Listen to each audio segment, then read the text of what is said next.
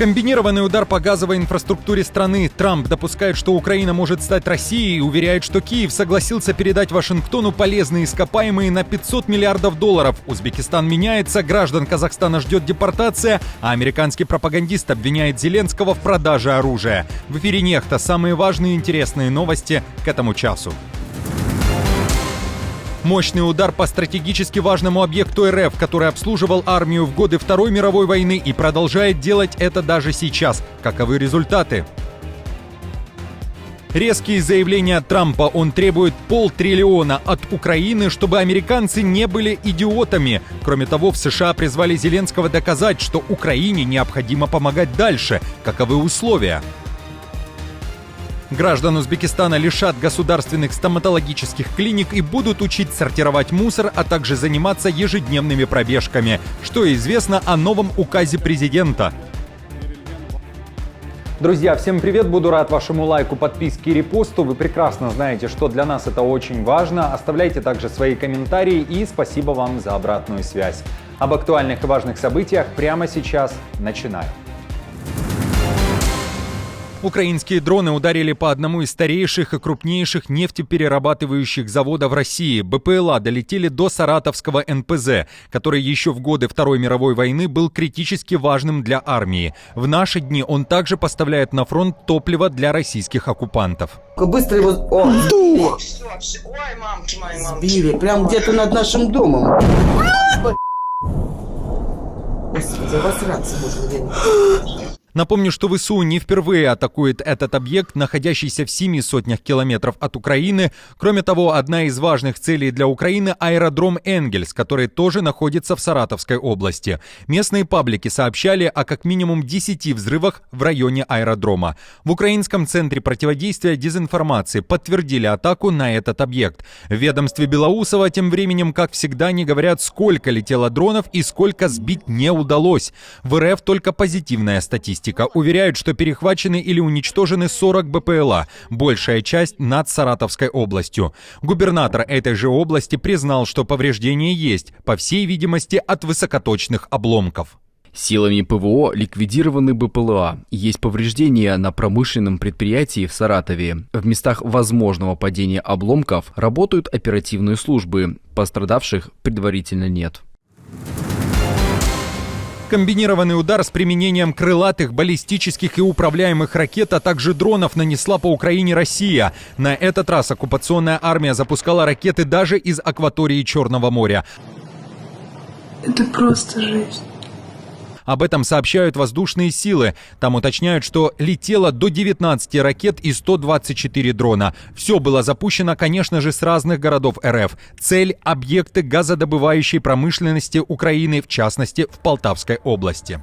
Повреждения получили производственные мощности группы «Нафтогаз» в Полтавской области. К счастью, обошлось без пострадавших. Группа «Нафтогаз» принимает все необходимые меры, чтобы стабилизировать ситуацию с газоснабжением в Полтавской области. Украинские медиа пишут, что в результате этой массированной атаки повреждения зафиксированы также в Черниговской, Харьковской, Черкасской и Киевской областях. Он называл Зеленского диктатором, уверял, что администрация Байдена пыталась убить Путина, а теперь говорит, что американское оружие, которое отправляется в Украину, Украина продает врагам. Американский пропагандист и телеведущий Такер Карлсон, который ранее брал интервью у Путина и уверял, что пошел на этот шаг, потому что Путин не сделал ему ничего плохого, теперь заявляет, что он знает о незаконном обороте оружия, а другие американцы об этом не знают. Это не догадка, это факт. Украинские военные продают огромную часть оружия, которое мы им отправляем, до половины. Я не гадаю, я знаю это наверняка. И многое из этого оружия оказывается у наркокартелей на нашей границе. Это преступление. Наши спецслужбы об этом прекрасно осведомлены. Вы думаете, что они не получают с этого выгоды? Конечно, получают. Вы серьезно полагаете, что ЦРУ на этом не зарабатывает? Да, конечно же, зарабатывает. И я не могу это доказать, но я в это верю. Вы думаете, они не знают? Я знаю, а они не знают? Они прекрасно все знают, но никто об этом не говорит. В Украине уже отреагировали на эти обвинения Карлсона. В Украинском центре противодействия фейкам при Совете национальной безопасности говорят, что слова Такера о продаже украинцами оружия мексиканским картелям – старая ложь, к тому же ничем не подкрепленная, без каких-либо доказательств. В Киеве уточнили, что фейку как минимум 2 года, и пошел он из мексиканских телеграм-каналов. Ошибочную информацию, которая прошла как новость, подхватила РФ и перекрутила. К тому же в Украине акцентируют внимание на том, что странно было бы увидеть ту технику, которую получили ВСУ на границе с Соединенными Штатами Америки. К сожалению, этот фейк в который раз оживил Карлсон. Особенно странно представлять, например, хаймерсы и другое оружие на вооружении картелей. Тем более, что за использование вооружений тщательно следят наши партнеры. Зеленский обращался к Карлсону буквально несколько дней назад. Сделал он это во время интервью британскому журналисту Пирсу Моргану. Тогда украинский президент заявил, что Карлсон работает на Путина, призвал его быть объективным и также попросил, далее цитата, «перестань лизать зад России и распространять ее пропаганду». Конец цитаты. Зеленский был возмущен, как можно презирать демократические ценности, оправдывая Путина, который развязал войну. Друзья, а что вы думаете о тех заявлениях, которые сейчас слишком часто стал делать Карлсон? Пишите в комментариях. Трамп допустил, что Украина может стать Россией когда-нибудь, а может и не стать. Также уверен, что Москва и Киев могут заключить сделку, а может и не заключат ее. Но в этой всей истории Вашингтону важно вытрясти из Украины те деньги, которые Штаты потратили на вооружение. Поэтому я сказал им, я хочу получить что-то взамен. Я потребовал эквивалент редкоземельных металлов на сумму в $500 миллиардов. Они, по сути, согласились на это, так что, по крайней мере, мы не выглядим полными идиотами, потому что в противном случае мы действительно были бы идиотами. Уже со дня на день Трамп встретится с Зеленским. Он сам анонсировал такую встречу, подтвердил информацию о том, что в Киев с визитом приедет его спецпредставитель Кит Келлог. Тем временем Bloomberg пишет, что переговоров с Путиным будет недостаточно, чтобы положить конец войне в Украине. Авторы материала считают, что Кремль вряд ли будет вести более серьезные переговоры, пока издержки войны не превысят издержки мира. Кроме того, Bloomberg пишет, что Зеленскому надо доказать то, что Украина заслуживает дальнейшей поддержки Запада. Для этого необходимо решить проблему нехватки войск снижением мобилизационного возраста. Но и это еще не все.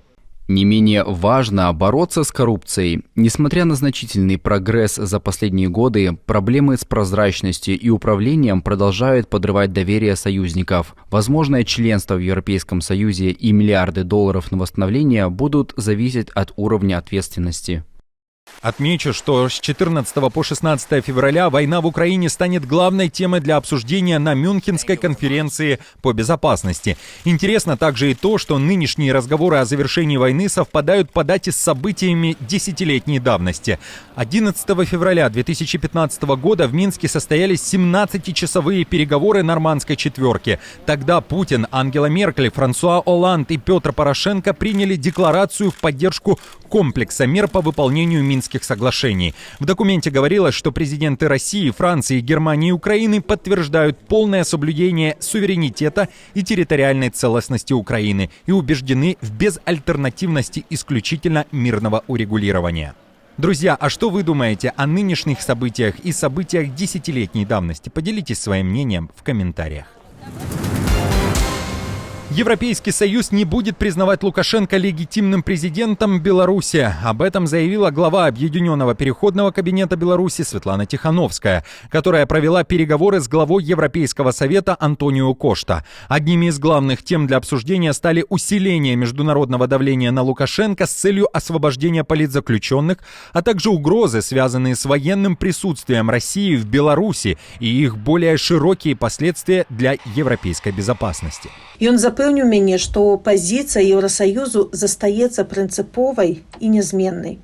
Палітвязні павінны быць вызваленыя, рэпрэсіі спыненыя, а Беларусь павінна спыніць удзел у агрэсіі супраць Украіны. Еўрасаюз пастаянна даносіць гэтыя патрабаванні і да афіцыйнага Мінска. Таксама мы абмеркавалі і без выбары той рытуал самапрызначэння, які рэжым правёў 2 тыдні таму. Я пачула, што еўрапейскі звяз не збіраецца прызнаваць Лукашэнку і працягне падтрымліваць дэмакратычныя сілы. Прэзідэнт Кошта падкрэсліў, што рэгулярна падымае пытанне Беларусі на міжнародных форумах, бо гэта пытанне не толькі дэмакратыі і правоў чалавека, але і бяспекі Еўрапейскага Саюзу. Узбекистан меняется. В республике, согласно стратегии Узбекистан-2030, внедряют ряд изменений, которые непосредственно коснется граждан. Согласно указу президента республики, приоритетным направлением станет укрепление здоровья населения и создание условий для формирования экологического образа жизни. Например, в Узбекистане планируют запустить движение «1 миллион зеленых семей», которое должно популяризировать экоактивный образ жизни и заниматься пропагандой здорового образа жизни. Гражданам Узбекистана собираются повысить уровень медицинской культуры, здорового питания, ежедневной ходьбы и бега. Также будут стимулировать к передвижению на зеленом транспорте, в частности на велосипедах. По замыслу Ташкента в стране необходимо уменьшить использование пластиковой продукции, заняться предупреждением расточительного потребления пищи, научить граждан рационально использовать ресурсы воды, газа и электроэнергии, а также сортировать мусор. Произойдут изменения и в медицине, в частности, исчезнут государственные стоматологические клиники. Функции будут возложены на частные клиники. Что думаете о таких планах? Подписчики из Узбекистана, жду ваших ответов. Нелегальные иммигранты едут домой. Трамп не отказался от тактики очищения Америки. После его возвращения в Белый дом США начали масштабную кампанию по депортации мигрантов. Под раздачу попадают не только лица с криминальным прошлым, но и те, кто просрочил визу или ищет политического убежища. Не исключение и граждане Казахстана. О проблемах для них пишет радио «Азатык». Согласно данным Министерства иностранных дел Казахстана, на консульском учете в США состоят 25 тысяч казахстанцев. Издание пишет, что указ Трампа может затронуть всех этих граждан.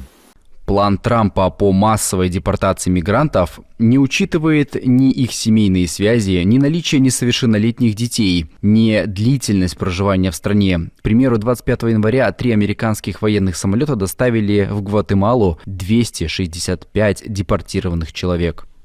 В то же время в МИД Казахстана ранее сообщали, что пока им еще не поступала информация о выдворении граждан Казахстана из США.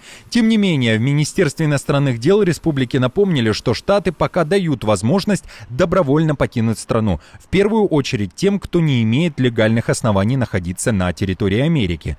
В Астане напомнили, что эта мера позволит гражданам избежать процедуры принудительного выдворения из страны и запрета на въезд при повторной подаче на визу США. Друзья, на этом все. Не забудьте оставить свой комментарий и лайк. Мы же с командой продолжаем следить за самыми важными новостями. Оперативную информацию от Нехта ищите в телеграм-каналах или на платформе X. Спасибо вам за доверие и то, что остаетесь с нами. До новых встреч и хороших вам новостей.